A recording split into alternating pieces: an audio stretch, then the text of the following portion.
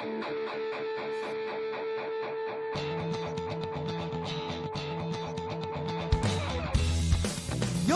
listening to the Let's Go Buffalo podcast, your new favorite podcast for everything Bills and Sabres.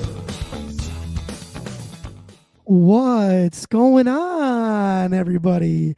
You're listening to the Let's Go Buffalo podcast, your favorite podcast for all things Bills and Sabres, with the pals, Nigel, Tom, and Jake. Episode 25 coming at you, quarter of the way to a hundo. Quick reminder to everybody, follow our social medias. You can find us at Let's Go Buff Pod. That's Buff with 2 F's on Instagram and X, and hopefully right now, I think, maybe, possibly live on YouTube. So hopefully that's happening right now. Tom, is there any way we can check on that? Yeah, I got some comments. You got some comments and everything already? We got one viewer. We got one hello to the one viewer. I think it's probably my mom, which is cool. Thanks, Mom. Yeah, hopefully that's actually happening.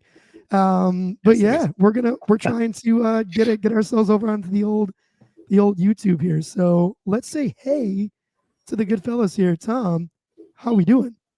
Dude, I'm good. Welcome. Hello. Good, man. Look at us. Good week. We're live week so in far? 4D. I like it. I know, Yes. crazy, right? I'm good. We got pounded with another like 10 inches of snow up here in Vermont. So yeah, we're doing good. Just fluffy white little goodness. Did you know? Love that. I should probably reword that. Wait We a minute. workshopping nicknames for you, Tom? What kind of goodness, dude? Torpedo, how you doing, buddy? Oh no. I'm good, man. Yeah, same here. Little snow today, but unburied Good snow. ourselves. Yeah, Unburied it's, ourselves from Tom's white little goodness. What did you just say? I think I just want to talk about Tom's white little goodness for a while. Oh no. Moving Yeah, on. we actually probably shouldn't. Well, so hey, before we get into the beer corner, real quick, folks, as an incentive for our YouTubers that are out there right now, in my typical Nigel fashion, crazy day of work, crazy day of teaching lessons, and then I just come right to my studio to record the pod, and I'm essentially committing a felony by not having a beer for our first segment of every show, which is Beer Corner. So, Ooh. I know, right? Oh. So if you are on our YouTube stream right now, in the comments, okay, we are happily accepting suggestions on whatever my punishment should be for not having a beer for Beer Corner. So if you make a comment on Instagram or whatever, it doesn't count. But if you leave one on the live stream right now, there might be, maybe there's one or two coming in. I don't know. But go leave a comment on what you think my punishment should be for not having a beer for Beer Corner. And maybe we'll do it live on an episode if it's somewhat sort of within reason. But with that being said, oh, we got a good one already. well, let's see if maybe a few more come in. All right.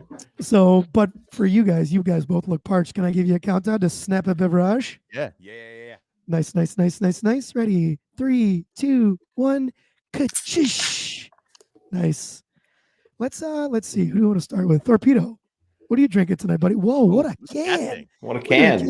Look at the can on you. I get to show him off now. This is the Sunburn. This is one angry dude. You did not catch a sunburn at the game against the Steelers if you were there, but this is a delicious little Belgian white ale, a little more fluffy white goodness for you. But yeah, from Three Heads Brewing in Rochester. That's a Three Heads beer. No way. It sure is, man. I think it was maybe limited release or something. I don't know. I hadn't seen it before, but I snagged it, and yeah, man, it's delicious. Got that nice crisp orangey coriander flavor that you get from Belgian whites. Torpedo, I feel like, are you a big fan of the Belgian beers, dude? I feel like you've had a bunch of those this season on the podcast. I get behind them, yeah, for sure. I wouldn't call myself like an expert, but I like drinking them. That's for sure. I bet you do get behind. I don't know many beers that Jake doesn't like, so That's that's a large majority. He's definitely pro beer. Yeah, we're not picky. Tommy, what are you drinking there, buddy boy? I got something new. I'm excited. It's from Wilmington, Vermont, Valley Beer. You don't live there. And it's an IPA. It's very cool. I'm excited. I haven't had any of it yet, so I'm excited to enjoy it tonight. Hold up your can again, and then hold your beer. I'd say so far so good. I want to see the can again. Oh no, I lost audio. Oh no. Well, hopefully Tom comes back here. Jake, can you still hear me? Yeah. I can hear you. I can hear All right. Tom too. I can also hear Tom. Well, hopefully he comes back here. Maybe Jake, you can work with him in the chat while I cue us into the next thing here. Yeah. So the excellent news here is that the Bills have made it through the wild card round of the playoffs, right? A nice rousing 31-17 victory over Mason Rudolph and the Steelers. Let's see. I'll start with a prevailing positive note here.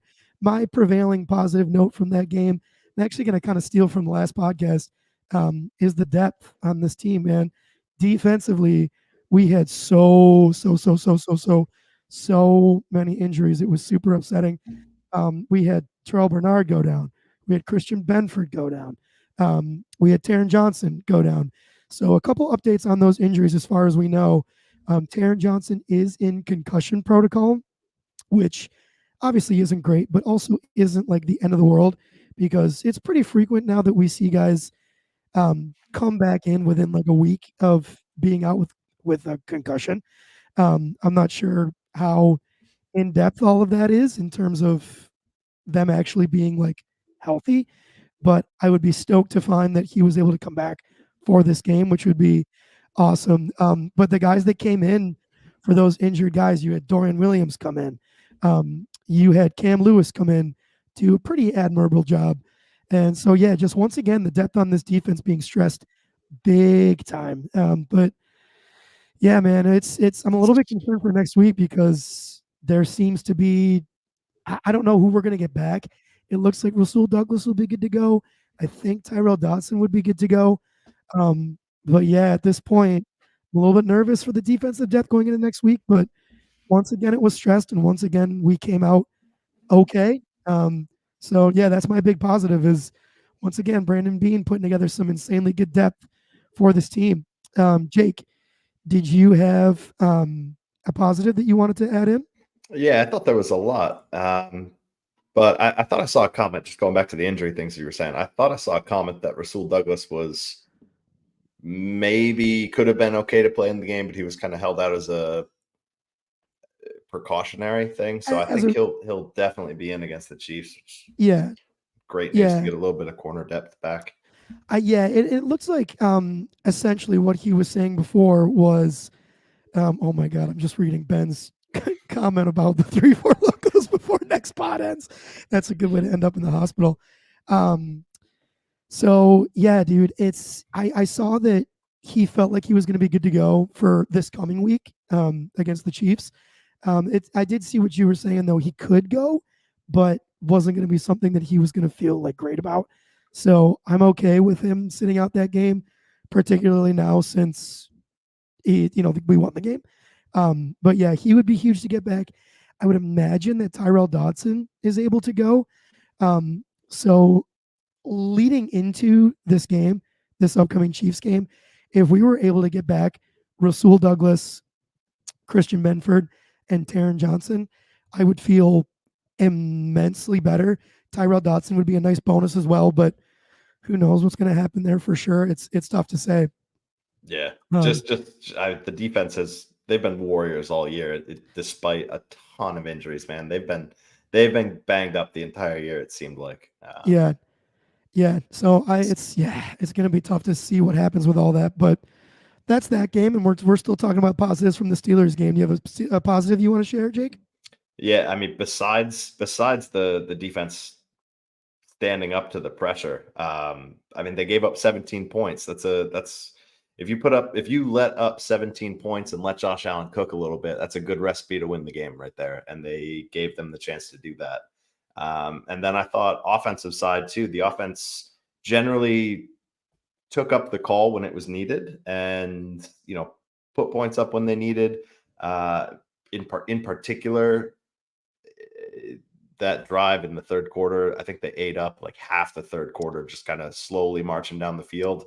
Yeah, and put up a kind of a dagger there. But overall, yeah, I really thought the offense looked pretty decent, honestly. No turnovers, if I remember correctly.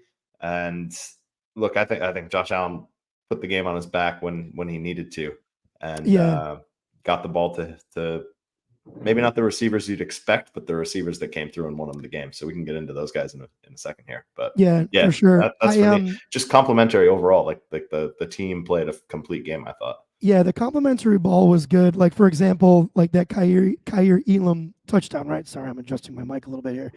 That Kaiir Elam, not touchdown, but interception, right? Like, you want to talk about complimentary ball, getting that interception and then immediately putting up 7 points to go up 3 scores. That was absolutely massive. I think Mike Tomlin actually talked about that in his little, like, weird halftime presser thingy.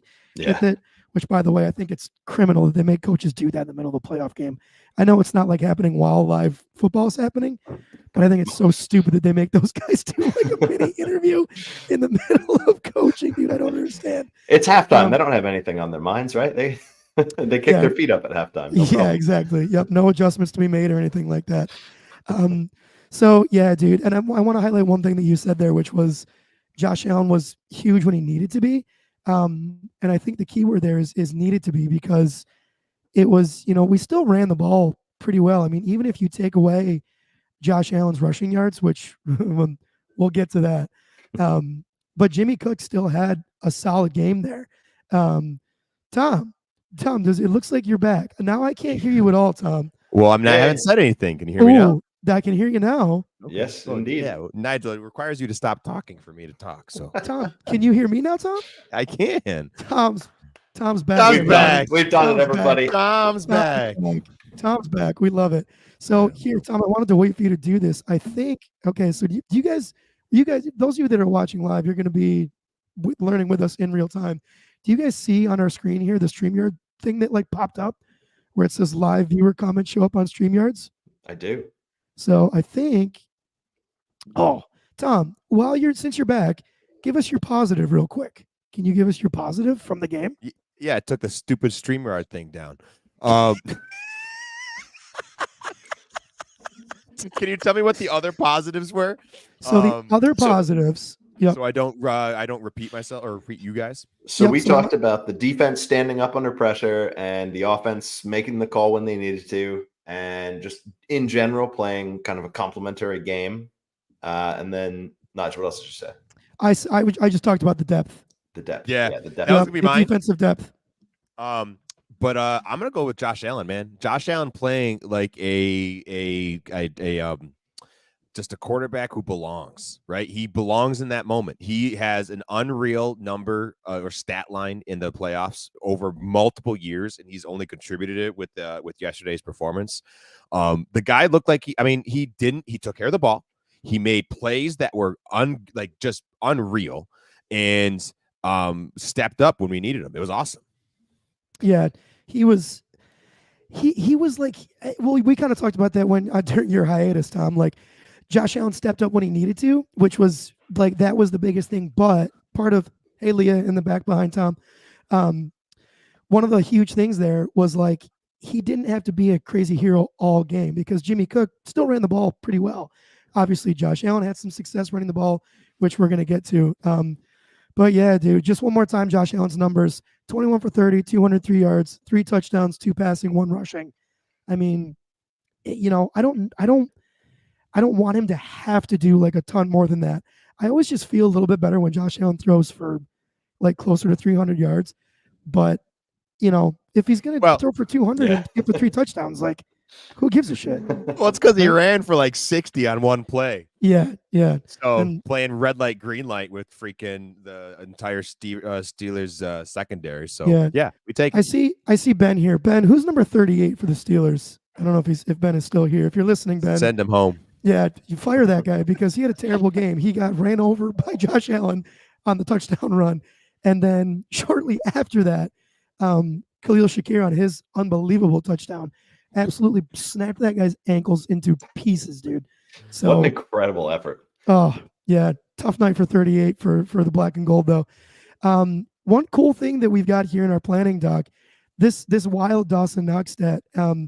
So Dawson Knox has scored the opening playoff touchdown for the Bills in each of the last 4 seasons, which to me is like, I mean, it's not like the craziest thing I've ever heard, but it's also like, it's pretty wild, dude. bananas. It's Yeah, pretty. it's No. wild. Just think about that. That's it requires the Bills to go to the playoffs 4 times in a row, right? Hell yeah. So that's one variable. Variable number 2, it requires a single player to get a touchdown, the first touchdown for the Bills in not 1 game, not 2, not 3, 4 consecutive games, and then it also requires a player who does not get a high volume of touchdowns to do that. Like, yeah. the guy has a handful. Like, he's definitely a red zone threat, and he's great. But I would not say that he's got 12 touchdowns on the year. So it's yep, sign me up for a Dawson Knox touchdown. Like, that's a pretty bonkers stat. Like, We should absolutely start gambling on that. Like putting like Dawson Knox first touchdown next season. If Once the we're here playoffs next hit, season, yeah, I'm doing it. I turned to my dad and said that. I was like, look, I got to start putting money on this. Like, Yeah, what are we this is- doing? This is money that we're missing. He only has 6 postseason touchdowns. So, yeah, two-thirds of his touchdowns in the postseason are opening scoring for the Bills. Nice quick math Great. there, Torpedo. It's what I do. It's what I do. Yeah. Listen, Yeah, accountant right here. I got a calculator on the screen. Don't give me so much credit. We got to talk about our boy Dalton Kincaid, dude. Oh, nice banner there, Tom. Thank you. This Now that is I'm here this to is do it. this is us just playing around. But yeah, dude, Dalton Kincaid, dude. I mean, goddamn, dude, leading the team in receptions in that playoff game, right? 3 receptions, which doesn't sound like a ton, but he had that awesome touchdown catch for the Bills' second touchdown of that game, which was an absolute dot from number 17. Yeah. But yeah, dude, I mean, for the rookie, 3 receptions, 59 yards and a touchdown. I mean, what more can you ask for from the kid, you know? Not a ton of love receptions, it. but he answered the bell and he got him. Led the team in receiving. Just looked incredible. He's a rookie. He's a rookie, man, right? And he's running routes that make him look like he's been in the league a while, at least to me. It's looked incredible. Yeah. He doesn't look at all like a rookie, dude. So a couple tight end rookie year comparisons. Jake, did you put these on the doc, dude? I did. Yes, I was These curious. Oh my 'cause god, it's- these are amazing. like So, well, Jake, you read them down. Well, see, I just wanted to do it because I didn't know. Like, I knew he had a good season, but I was curious, one, how he looked against, compared to his teammate Dawson Knox, who came in, at least from my memory, came in as a good tight end prospect and had a good season, and he progressed well and earned a good contract, like a good player by all means. And then also like the high bar, the high end of the scale. I wanted to see what Kelsey's rookie season kind of looked like. And so I wrote these down. And I just wanted to share them because I think it is interesting and highlights how good of a season he had. So Dawson Knox came in 28 receptions on 50 attempts, 388 yards, and 2 touchdowns in his rookie season back in 2019, I think. Kincaid came in and had 73 receptions, so almost triple. There's that math again. How are you? But he put up 673 yards and a similar amount of touchdowns, 2 touchdowns. I think those continue to come as he gets more comfortable with Josh Allen. Same amount of touchdowns, but almost double the receiving yards. And then Kelsey's one of the best, if not the best tight end to play the position. Is that fair to say? Maybe you can make the argument for Gronk. Yeah, some people might say Gronk. Some people I know would die on the hill of like Antonio Gates. I personally, I think Kelsey's better than all of them. But there's a debate there. But yeah, top 3 in the history of the game for sure. Fair enough. We won't inflame people too much. But Kelsey came into the league first year in the NFL. He had 67 receptions, 862 yards, and 5 touchdowns. So yeah, a little bit more than Dalton in a couple of those stat categories, but still just an incredible season from him. I just wanted to take a second and call him out for having such a great year. And then putting the exclamation mark in the first playoff game and hopefully many more in the next few weeks. Yeah. James Cook, 18 carries for 79 yards. So not as explosive as he has been, but still doing good things. I like that we have a bullet here. So it's we're finding over the last couple of weeks that he's been doing a little bit less in the passing game. And I don't think that's necessarily at fault of James Cook or Josh Allen. I think what we have there is just teams keying in on James Cook. And we have written down, is that a positive or a negative? Well, Tom, what do you think? Positive, negative there?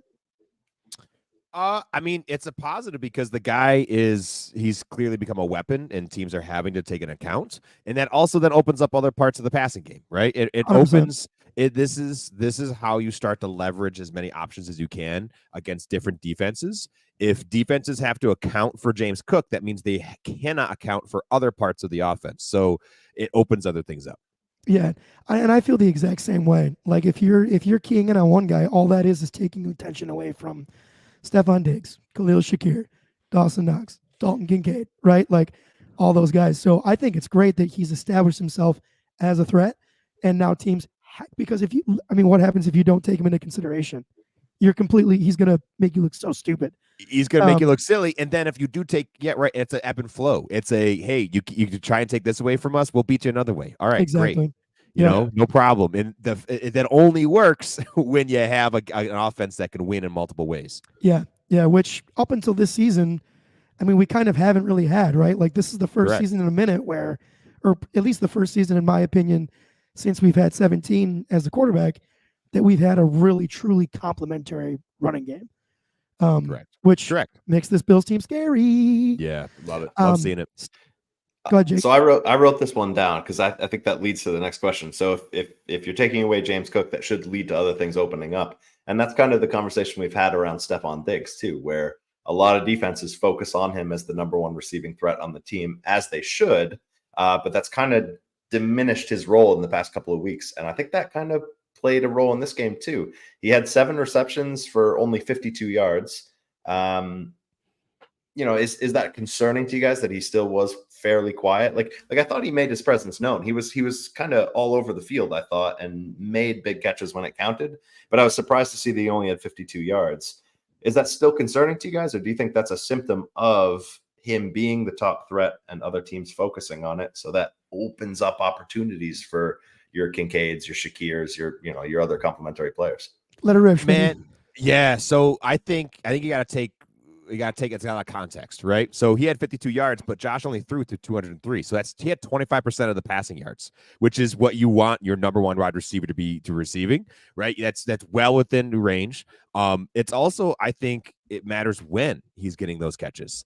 I don't have the data. It's been a crazy day, but the one that stands out to me is that one third down, gotta have it throw that Josh Allen was scrambling, doing his classic scrambling to the right, defenders hanging off of the guy, and he found Stephon Diggs in space, got the first down. It was unreal. And I think, it was for 12 yards. It wasn't for a significant chunk. However, it was an important time in the game where the Steelers were starting to come back. They blocked the field goal from Tyler Bass. They got scored. They were getting some momentum, and they honestly had kind of stymied the Bills offense a little bit. They had some not quite as productive drives, and it was looking like it was going to be another one of those, but Josh and Diggs had the connection and made it work. And I think that's an important part of his game. So his stats aren't quite as explosive as you might want them to be, but I think that they're still really important. And I think he's playing a huge role still. One more yard than the minimum. That's all you need. You're right. Yeah. That game for Steph Diggs was just a hard hat and bring your lunch pail to work kind of game. Nothing super flashy, nothing crazy, but showed up in the big moments when Josh needed him most, like that play that Tom talked about. I don't know, man. We're still dying for that big Stephon Diggs play again, right? Like it's just been so long since he scored a touchdown or had just a huge play, man. But felt like it's been a while. I'm not. It's okay that he's not putting up huge numbers, dude, because like we've been talking about, like we're just winning in other ways, right? Khalil Shakir making plays, Dalton Kincaid making plays, Dawson Knox making plays. I don't think it's the worst thing in the world that everything isn't funneling through Stephon Diggs, personally. Yeah. So, I agree. I mean, and he and Josh almost connected on a huge touchdown throw. I think it must have been 20, 30 yards. It was right there. It was every game we've been getting. They're going to connect. It's going to happen. And I agree that this was a game that he just came in and put his pulled his pants up high, and he just had to get to work. Like the guy was crazy. I I don't know if you guys saw, but going through on most teams, like all in the Buffalo Bills included, like putting out some fun things after the game, and there was some footage of him before the game when Steve Tasker was doing the "Where else would you rather be?" a little spiel, and Yep. Diggs is mouthing it to the camera, and it's pretty freaking cool. It's pretty sick. Yep, I saw Yeah. that too. Yeah, it's pretty cool. I still like. I'm firmly in the camp of this guy loves being a Buffalo Bill. Like I know there's still people out there that think he's putting on an act, but I just don't see it, dude. I think he loves it here. I think he loves Josh. I think he loves the role he has on this team. I'm sure he wishes it was more, but every diva wide receiver in the world feels that way. So I mean, at some point, what do you do? But I think he's perfectly happy. Yeah. Everybody has bad days at work. Like how many times have you guys have a shit day at work and you're still, you're there the next day, right? Yeah. I mean, Yeah, that's the exactly. same thing. Paycheck. Just Like- wish it was Stephon Diggs' paycheck. But I also wish it was Steph Diggs' paycheck. That would be really nice. I'd be real happy. I could just do it. I'd be no problem. Yeah. Tell you what, I'd be way less pissy if I was making that kind of money. Yeah, dude. So let's see. What do we got for the next thing here? Diggs made his presence. Oh, the Steelers. Before go we ahead, move Tom. on, Yeah. I would like all of our 4 viewers right now. Please give us a like. Please give us a little like on smash that. that like button there. Thank you Beep, very beep, much. beep, pow. Nice. What are helps we us. talking about next? Yeah, we're going to talk about how the Bills today, or yesterday, excuse me, not today. Oh, Yikes. Yeah, accurate Maybe reporting here at Let's just Go talk- Buffalo. Just tuck me into bed. Yesterday, the Bills put up more points than the Steelers have allowed literally all season. The Steelers have given up 30 or less points to every opponent this year, and the Bills toppled that a little bit. We like that a little bit. It's nothing crazy, but it's a fun little fact to just toss out there. I think it obviously makes a massive, massive, massive, massive difference when you don't have a guy like TJ Watt. And I really do think that if he was playing in this game, this probably would have been at least a much closer game, if not a game where my nerves were shot a lot more than they were, because there were times where my nerves were shot, and we can get into when that was. But it's hugely unfortunate for the Steelers, massively fortunate for us that TJ Watt couldn't go. But yeah, fun little feather in the Bills' cap there. It's still a formidable defense, dude. Like that Steelers defense is no joke. I mean, he's Minka missed- Fitzpatrick was back. Cam Hayward was causing freaking problems. Like, He was an issue. it was. They made their presence known. It was not a gimme game. Yeah. No. In the 11 games that TJ Watt has been injured for or didn't play in since he was drafted, the Steelers have won one of them. So, I mean, him being out is massive. Yeah, I think that Massive. official Gotta walk numbers. back to the GM and be like, "All right, buddy, what are you paying me?" Yeah, I mean, I he's think- that much of a game breaker. With that playoff game yesterday, they're now 1-11 with TJ Watt out. Yeah. So that's a tough. That's not good. It's a tough way to win games, dude. I think if I truly, and this is just an opinion, right? Obviously, but if that's your record without one guy who is not your quarterback, that feels like a bit of a problem to me in terms of roster construction, right? Like, because TJ Watt, Yeah. granted, I mean, I think you can easily make the case that he is the best defensive player in the league. I feel like he's hurt a lot. Is he not? Like, I feel like he's hurt a decent amount. I don't think he's ever missed like an entire season. Like, he's maybe. I'm not sure. I don't know, but- I don't want to. I'm not an expert, but I think it's just it's a usage. I mean, he's on the when he is active, he's on the field for. Never comes off the feels field. feels like he's on the field for the entire game. Yeah, So it like could at be. some point, you're just gonna get ripped in half. It could be. We took a lot of flack as Bills fans yesterday for the refs being massively in our corner.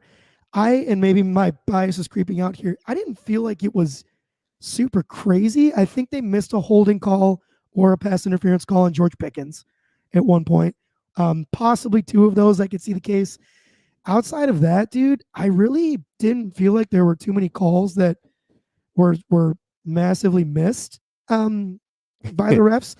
You Well, know, And you Except say for- say you give those penalties up, like you're giving up a first down or something like that. Like I don't think that's changing the script of the game. I don't entirely. think it is either. And that was going to be my next point. Like, okay, let's say you do get that call. And the one that everyone's super pissed about was pretty late in the game. It was before the Khalil Shakir touchdown. So I think at that point in the game, it feels a little bit more impactful, right? But I mean, I don't know, dude. If he gets that first down, let's say they do even score, the Bills score on the next drive with the Shakir touchdown. So like, piss him on all you want, but I don't feel bad for you. No, null and void. I also the second Buffalo Bills challenge. I for the life of me, dude. Yeah. Yeah, I have Like, absolutely ridiculous. no idea how all of that breaks down, dude. So to me, right? And this was what I thought the way football works, and apparently I don't know how football works at all. But I don't remember who the player was. Who was the Pittsburgh player? Was it Freiermuth? Freiermuth. Freiermuth. Yeah. Patrick. So he had the ball, right? He fumbles it, right? And as well after he loses possession of the football touches his helmet. And I guess because it touches his helmet and there is a part of his body that is out of bounds, that play is considered dead. Now, my thought with that was, in order for the ball to be considered out of bounds in that situation, I recognize that if a part of the player's body is out of bounds, the ball is also out of bounds. But I thought the player had to have full, clear possession of the football for that to go into effect. I don't understand how he can openly not have possession, have a part of his body be out of bounds, have the football graze his helmet, and have that still fall the Steelers' way. That seems super crazy to me. Either you have either info or thoughts on that? No info at all. I'm a void of info, but that makes no sense to me. Like if he had possession of the ball and is moving out of bounds and goes out of bounds, like while he has possession and kind of loses it at the same time, I understand that. But he fully was in bounds and fully lost the ball. Like the ball was out, and then his momentum kind of carried him out of bounds. And then Bale Inspector comes in and dives on it and hugs it all in bounds. The ball never left play. So I just don't understand how it's baffling that his foot grazes the white part of the field. And then we're left with that being out of bounds fumble, right? Am I crazy? Yeah, I mean, so I think in the all in all, like, yes, it's kind of like a goofy end of it, but I think the consequence of it is the bigger deal. The fact that like the Bill, like Sean McDermott lost because he won his first challenge, and for whatever reason, if you lose your second challenge, now you lose all your challenges. You're not able to challenge anything because the refs, messed up their first one, and he called them out on it. That's the thing that I'm honestly more upset about. I agree it's goofy, and I think it's the letter of the law is the issue, is like how it's written. I also think that it's how it was called on the field, and then that goofy thing of what's called in the field, and it has to be clear and obvious to be turned around. So Yeah. I think we get into that, but I think the bigger issue is, thankfully, it didn't come to bite us in the butt, and we're Yeah. good. Yeah. But it's just, that was absolutely a fumble recovery by Bale Inspector, but that's how it goes, Yeah, I'm not complaining about it. Like they still won the game, of course, and again, I don't think that plays into the game script, but I was just baffled by that call. It seemed ass backwards. Yeah. Can I ask you? Sorry. I wanted to ask you guys about the challenging in the NFL too. They said something on the broadcast where the Bills had challenged for an earlier call and won, and then they challenged for that one and lost. So then they were unable to challenge through the rest of the game. Can you guys just inform me and anyone else listening that doesn't really know about those kinds of rules? Like, what are the challenging rules? Why are they the way that they are? And anything you guys got's helpful. Nige, do you feel confident? I'm producing. So Tom, if you can maybe sing us a song for a second. Yeah, I can feel confident for a moment here. Yeah. But no, so the way it works is it's really just trying to deter coaches from challenging everything, because if you challenge something and you get it and you don't win it, you lose a timeout, right? So there's a consequence there. But Sean McDermott had, at the beginning of the game, he challenged and then won. So the timeout was not taken away. Right. And then we got to the second one here when he challenged this Bale Inspector fumble recovery, and it was upheld. So he was technically denied. We lost a timeout. And yeah, I'm not sure why he lost his ability to challenge. I actually don't know the answer to that. So I think I have it here, Tom. While I'm talking about this, check our private chat because I asked you a question in there.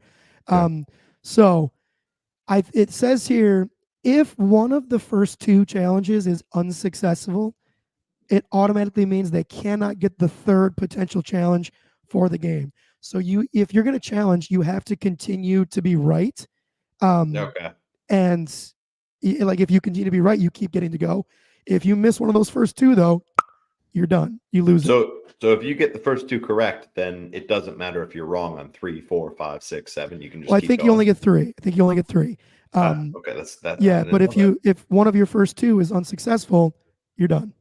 Okay. So, yeah, which seems pretty cutthroat, but I think it's like Tom's saying, like they're trying to make sure that if you're going to challenge, you're super confident about what it is that you're challenging. Which I don't question McDermott's decision to challenge either of those. I think they were both good ones to challenge. I mean, clearly the first one got overturned, and the second one was. I would have. We're sitting here scratching our heads too. So I would have spiked the ever-loving shit out of the challenge flag on both of those plays. So I don't blame Sean McDermott even 100%. A little bit. Now the guy looked good, and a bit more of a magnifying glass on it because the second challenge happened. I think it was in the first quarter or just after the first quarter, somewhere around there, super early on. And so then they were forced to go the rest of the game without any kind of challenge ability. But yeah, I don't love that. And that's, because that's the risk you take, right? Like, because you never know if down the road, like if one of those challenges becomes, if it's like egregiously obvious, you're like, oh, fuck, like, what am I supposed to do? So, yeah. Tom, I think if you click on, so now we're just talking for us for a second. Our chat box, we have private chat and then comments. Yeah. If you switch over to comments, I think you can click on one of those. So we got an answer to something that we were talking about. So TJ Watt's injury history. We wanted to kind of shout out to Ben for looking up some stats on that. Talking about Ben. First of all, hold on, Ben. You got to change that picture, dude. Holy shit! Was that from like 20 years ago, bro? So yeah, 12 games since roughly 2017. Ben's a huge Steelers fan. Shout out our buddy Ben. Huge Steelers fan. We weren't friends yesterday, but I did send him a very nice sportsmanship text where that I was being genuine. Because let's get into it, but there were some moments where I was big time sweating yesterday, and I would say from about now, Tom, I think it won't come off until you click off of it too, just so you know. Do you want me to get so Nige, you okay? Ready? We're getting back into it. I'm not sure when you want me to have these up or not. I'll tell you. Make it go away. Yeah, make that one go away. I don't need to see that picture of Ben anymore. We'll just have to communicate those. This is fun. We're learning as we're going. But yeah, dude, I would say from the blocked punt over to when Khalil Shakir scored that touchdown, I wasn't feeling great. I was getting pretty nervous. I was shaking in my boots. I don't know, man. It just like the injuries were piling up, and we had a couple drives that stalled out after like 2 or 3 good plays, and it just started to feel like, okay, are the injuries going to be too much for us to overcome? And I don't know, man. Like you guys might have noticed, like I disappeared from the text chat for a while because I was just doing that nonstop, watching the game, like head in my hands. It was just stressful. Absolutely panicking. It was stressful, dude. Yeah. Tom, what were you feeling during those times? Like, just put it together, boys. Just put it together. Right. Just like hold please, it together. Please find a way. Yeah, held together is bubble gum and duct tape, but we did it. And let's get into the defense too, because the injuries. So going into the game, Gabe Davis, Dotson, and Rasul Douglas were all inactive. During the Steelers game, all these players left and did not come back. Balen Spector, Christian Benford, Taron Johnson, Terrell Bernard. So now, if you keep in mind Trey White and Matt Milano, you are suddenly down, and not just just on defense. You are down Matt Milano, Trey White, Tyrell Dotson, Rasul Douglas, Christian Benford, Taron Johnson, Terrell Bernard. That is 7 out of your 11 starters that are not on the field. And in some cases, you're down to like your 4th or 5th guy on the depth chart, which is insane. Not even a little bit where you want to be in a playoff game. Yeah, dude. I don't even know what to make of all of that. Now, here's the good news, and we talked about it a little bit at the top. It looks like for next week, Rasul Douglas should be able to go. and I feel pretty confident that Tyrell Dodson should also be able to go. Sean McDermott seemed pretty relatively confident that he could go this week against the Steelers, but I don't know, man. Like, Tom, do you have any? Have you either of you seen anything on the injuries? So I've seen that Terrell Bernard was not as bad as it looked, because he was carted off and put on, like, they had the air cast put on him right away, carted off, right? I thought immediately ACL. That's what I was thinking, right? Yeah. So we saw it come back that that the scans came back negative. It's most likely just some kind of ankle sprain. Now ankle sprains are not good, especially, I mean, it's gonna hinder him. I'm not sure we're gonna see him this weekend. I've not seen anything about Taron Johnson. That was head, correct? Yeah, So he's in concussion protocol. That Yep. Sean McDermott is confirmed Fantastic. that today. Good. Okay. And then I'm hoping that Rasul Douglas is back. I did see a quote from him saying that he's feeling like he was good to go, but the team held him out. So Yeah. I think we're gonna be just fine. Yeah. begs the question. I mean, no offense to the Steelers' offense, but I think you have to say Kansas City's got a little bit more potent of a quarterback and receiving core. So can they come back and put up? Yeah, go ahead. That's where I almost disagree with you, because obviously Patrick Mahomes and Mason Rudolph are not even sure they play the same sport. That's how far apart they are.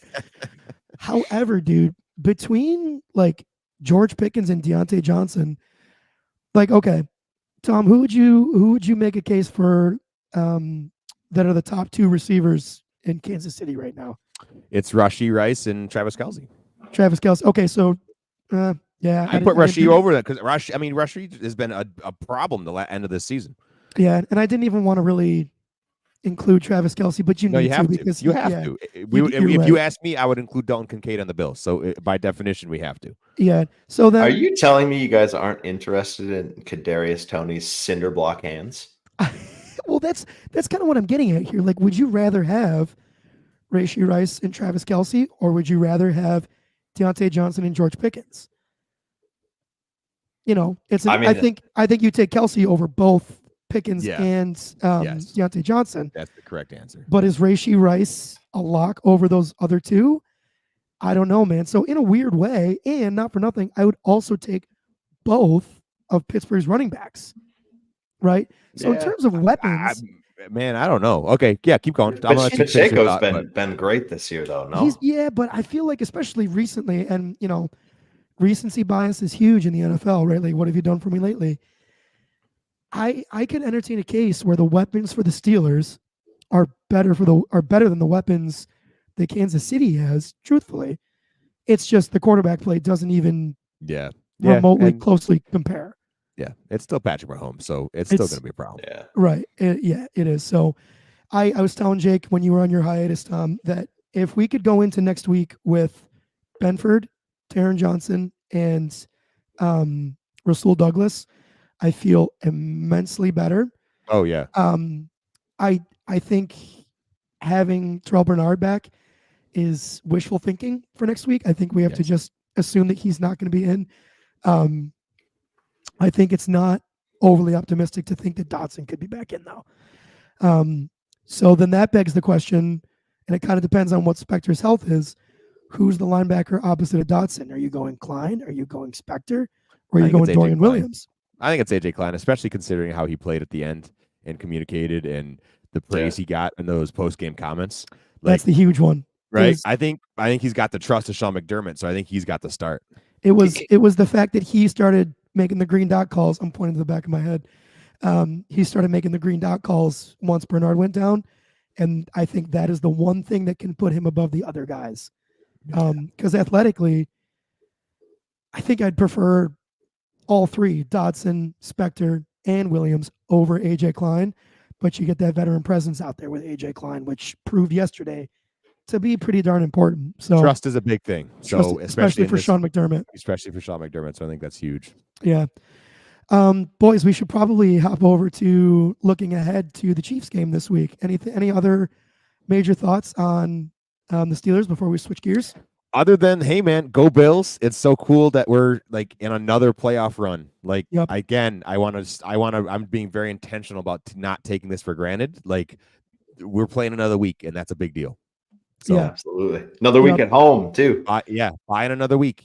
That's how you do it. So Yep. And Tom, you got it on the banner here. I think obviously the main storyline here for me is obviously the Chiefs have been the thorn in our side for the last several seasons, but this is the first time that Patrick Mahomes has to play a playoff game, not in the Chiefs stadium. I'm blanking on the name of their stadium, but he's got to go on the road, right? So I think that's the big thing, right? Like, how is that going to impact him playing? You have to imagine that Bills Mafia is going to be outside of their goddamn mind, right? Knowing that Patrick Mahomes is in the building for a change. So Tom, do you or Jake, do you guys have any prevailing thoughts going into this game in terms of matchups and all that fun stuff? it's gonna come down to the trenches. It's gonna come down to our D line, especially if we're as banged up as we think we might be in the secondary. It's gonna be knock on wood. We are fairly healthy at D line. Yes. So Ed, go get it. Groot, come on, baby. AJ Epinesa, let's go, baby. Right? Yeah. Like that's they gotta make a presence. They gotta push Patrick Mahomes off his spot, but gotta play contain because we know how elusive Patrick Mahomes can be and how dangerous he can be just escaping the pocket, throwing the ball, and then with his legs. He's no, charging stallion like Josh Allen, but the guy can still get his, be effective with his legs and get the first downs he needs and the yardage he needs. So he's a problem. They need to contain. And I also think it means that our offensive line has to mitigate this really potent Chiefs defense that starts up front for them. That's Chris Jones, right? Yep. That's who's their starts with a K. It's Greek. Oh God. Yeah, you know who I'm this talking is about. terrible. I do. You keep talking. I'll float Great around. reporting here. Yeah. But like it's our O line has to give Josh time, let him stay clean, keep him sane without letting him get antsy, and I think we're gonna be okay. That's where it starts and ends with me. First of all, I just farted. Second of all, it's George Karlaftis.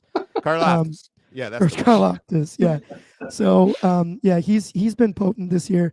I want to bring up two names that you mentioned there, Tom, for the Bills, and that is Greg Rousseau and AJ Epinesa. These two guys, right, historically have made huge plays against Patrick Mahomes in the regular season. They have. Specifically in the way of batted balls that turn into interceptions, right? So if we need more of that, but you're absolutely right, dude. And it's I feel like we say it every episode. You have to generate organic pressure with your front four, because if there's one thing there's a trillion things that Patrick Mahomes does really well, but towards the top of that list is his ability to make you look stupid when you blitz. Yeah. So it's going to be huge, right? Like, obviously, I'm not counting on Von Miller, although he did show the tiniest little baby bit of life at the end of this last game. Did you guys see those two plays in a row where he was in the backfield in like 2 seconds? So that was nice. I'm not counting on that, but I'm looking specifically for Greg Rousseau and AJ Epinesa to make some, and Leonard Floyd too. That's the other big one. Like, the defensive ends have got to start making a few more plays here. Greg Rousseau had the awesome sack yesterday where he let rip this unreal swim move over that rookie offensive tackle for Pittsburgh, Broderick Jones. Made him look very much like a rookie. But I just need more of that, and I need it from more guys, right? Like, Floyd's been quiet in terms of the sacks recently. Come on, Lenny. Yep. Like, I just need it from those guys. Yep.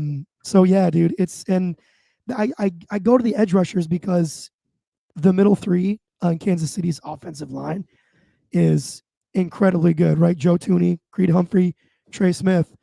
I'm not positive there's a better guard and two tackle trio in the NFL. So, like, I not to say that Ed Oliver and Daquan Jones can't make plays, but I put the onus more on the defensive ends because their tackles, Jawan Taylor, and Donovan Smith, just scare me a lot less than the middle three for Kansas City's offensive line, which is why I put the onus on the defensive ends. So yeah, dude, I agree with you 100%, Tom. The trenches are going to be the big one. As I continue to look at Kansas City's defense here, Nick Bolton's obviously a problem, but I think that's a guy that you can, in coverage, put in conflict with James Cook, Dalton Kincaid, all those guys. I think one of the things I'd really like to see, and we kind of saw it a little bit yesterday with the first 2 touchdowns coming from Dawson Knox and Dalton Kincaid.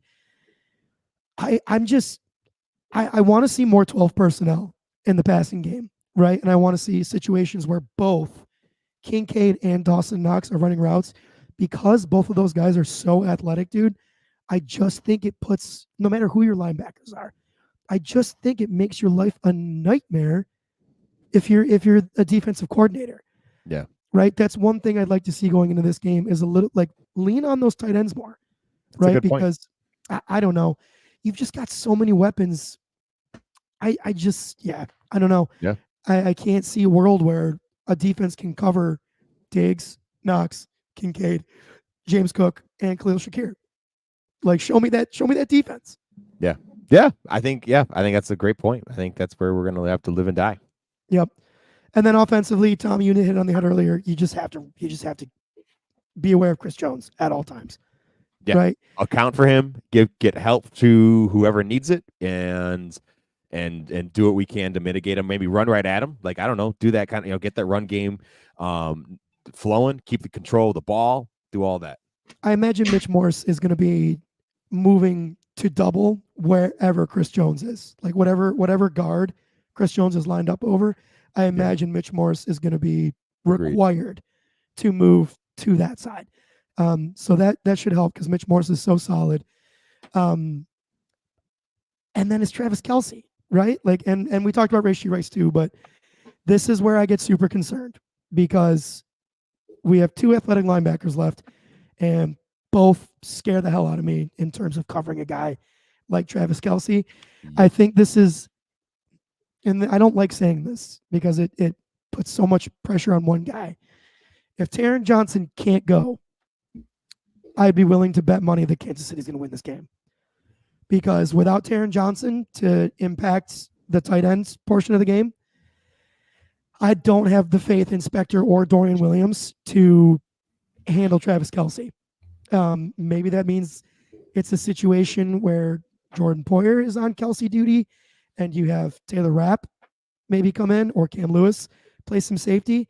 I don't exactly know what the answer is, but that is my prevailing concern. If anyone in the comments has thoughts, I see Dana's in here. What's up, Dana? Don't hesitate to, post what your thoughts might be. But that's my big prevailing concern with the injuries that we currently have to the linebacking core. I don't know what we do about Travis Kelce. Rashee Rice, I'm way less nervous about, because we're going to be in a zone anyway.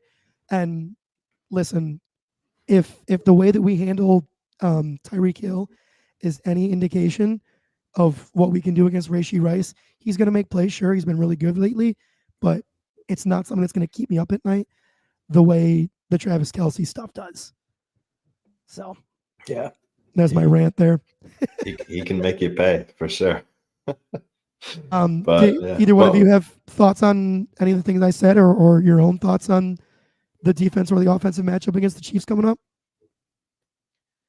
We've talked about it so much, right? Like, it's just, we've played the Chiefs so many times in high stakes situations. Like, yeah, the only big difference here is that it's at home, which obviously helps. But the game against the Chiefs earlier this year was kind of a do or die moment for the Bills. They were not. They were pretty down on their luck at that point. Had given up a lot of games that they shouldn't have, and they needed to win that to continue making an argument to get into the postseason, and they did. So. And in truth, we were that far from losing that game, right? Yeah. So, like, yeah, granted, still in Kansas City, right? I don't think we can overestimate the value that Bills Mafia will bring to this game, because they're going to be loud as hell. Oh my God! Yeah, it's gonna be sick. But yeah, dude, I just, given the injuries that we're dealing with right now, exceptionally concerned about Travis Kelce. Yeah. I don't give a shit about Kadarius Toney. I mean, hell, dude, I can't even tell you any other wide receivers on the team besides those guys. Justin Watson, he seems to make like one or two big plays a game, but whatever. Marquez Valdez-Scantling, whatever. Mecole Hardman, whatever. It's Rashee Rice and it's Travis Kelce. And those are my big concerns. Yeah. That's So- enough. I'm still concerned. It's 100% that's enough, dude. But Travis Kelce's enough. But the Yeah. emergence of Rashee Rice, is it, Tom, you know if it's Rashee or Rashee? I think it's Rashi, but I guess Rashi? I don't know. Oh, God. I'm not a. Yikes. We're going to get crucified for that one. But yeah, dude. So I think, I talked about a couple possibilities there for what you do with Kelce, and I think it's probably going to end up being one of those. But the big thing that's going to impact it is who's available to play, right? Can Spector go? Can Dotson go? Can Christian Benford go? Can Taron Johnson go? Right? Like all these pieces matter. So I guess the big thing is going to be who's able to play. And we won't know that until 2 hours before kickoff, which will be 4:30-ish. So it's kind of a wait and see, but those are my thoughts as to what we can do to handle those guys. And then, yeah, Tom, you touched on a big one too, the contain on Patrick Mahomes. You gotta contain that guy. Yeah, totally. But Let's get some score opinions. Some score predictions. Excuse me. score predictions on this game. Oh boy. Do we have an early weather forecast? I think it's gonna be Let's see fine. I think here. It's gonna be just cold. Do. Don't worry, I have Orchard Park on my speed search here. So let's see, 10-day forecast. Yeah, it looks cloudy and 25 degrees as of right now. Not So too bad. yeah, not too bad. That doesn't. So given that, and then with weather not being a huge factor, I have to imagine it's going to be a decently high scoring game. I'm going to say 27-21 Bills. I'm gonna go a closer game. 27-26 Bills. 27. Ooh. Oh my god, dude! If we can, I know. if it's It's one gonna be a point, late. It's gonna be a late field goal. T-Bass If is it's- gonna have to come back. Oh, should we talk about him real quick? No, we're getting long-winded here. Let's just keep moving. Okay. But, all right, yeah. T-Bass, I'm saying my prayers for you, bro. Find your Yes. stride, He's dog. gotta get his mojo. Yep, find your stride because there's a big chance that we're going to need you big time this game. Please find it. Please find your way back. Jake, score prediction? I'll go 24-18 Bills. 24-18. Okay. Cool. I All pass. right. Welcome to Buffalo, Taylor Swift. I hope you have an awful time. Yeah, I hope you're absolutely I love miserable it. and cold. Oh, look at that. The Sabres still suck. Sabres are still bad. Yeah, they're They're doing still stuff. They're bad. playing. Yeah. Yep. Jake, you want to Kinda give us the quick rundown? Oh, I didn't even think we'd go into it, but yeah, for sure we can. Look, they've won 2 of the last 3 games since we last podcasted. They won against Ottawa, they lost against Vancouver, won against San Jose. So 2-1 in that stretch. They have upcoming games this Wednesday, the 17th, against Chicago, and they have another game on Saturday, a matinee against Tampa Bay. As of January 16th, they are 19-21-4, earning them 42 points. They are still 7th in the division. They are still 7 points out of a playoff spot. I can't tell you how many times that has remained the same since we've been podcasting. Yes, every time. I don't think they've moved. I mean, it's the same conversation we've had. It's really tough to make up ground in this league. If you start off poorly, you're going to finish poorly, and that's exactly what's happening. That's what we've been seeing. To finish on a positive, UPL's been heating up lately. He's looked really good in his last couple of games. He's 4-1-0. He's got a .950 save percentage in those games and a shutout the other day against San Jose. That's a crazy save percentage, too, for those that might not know. .950 for save percentage for a goalie. Obviously, the best you can do is 1, right? Meaning you stop everything. So .950 is significantly freaking awesome. Yeah, not a huge sample, but still, 95% of the shots that have come at him, he's saved. That's a great metric for an NHL goalie. Yeah. So, but the Sabres overall still cause us a lot of pain and tears and sadness. Still suck So, at the moment. Yeah, Still suck. Yep. more of the same. More of the same. Tom Smith, Let's- you beautiful, beautiful, beautiful man. Take us out. folks, thank you so much for hanging out with us, and especially this new little venture here on YouTube. This has been fun. Yeah, Thank thanks you for for your the patience. interactions. Yeah, appreciate it. If you have any feedback, please reach out to us, especially if you know us personally. Just shoot us a little text. We'd love to hear it. We Thank will you so get much. better. Yeah, we will. We'll We'll figure get it there. out. We'll get there. Thank you all from the bottom of our hearts for spending some time with us. It would mean a lot if you could please share this episode. Give us a like. Smash that like button on YouTube. That's a big deal. And give us a follow on Instagram, X, and our freshly minted YouTube channel at Let's Go Buff Pod. These are my pals, Jake and Nigel. My name is Tom, and you're listening to the Let's Go Buffalo podcast. We're sending you love wherever you are. Go Bills, go Sabres. Let's go Buffalo.